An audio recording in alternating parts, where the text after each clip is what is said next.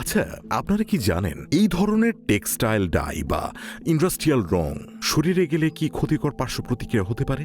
Sudan red বা রোডামিন B জাতীয় এই কেমিক্যালগুলো যখন আপনি খাচ্ছেন, আপনার লিভার এবং কিডনি সেটাকে ফিল্টার করতে পারে না।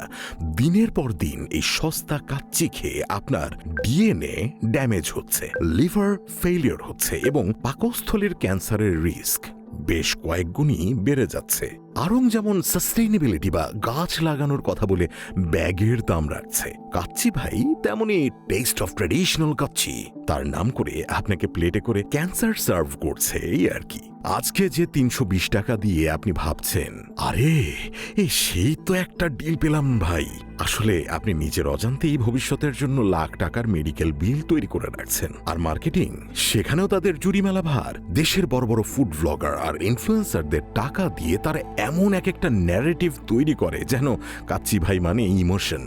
স্টুডেন্টদের বার্থডে ট্রিট থেকে শুরু করে ফ্যামিলি গ্যাদারিং সবকিছুতেই কাচ্চি ভাই।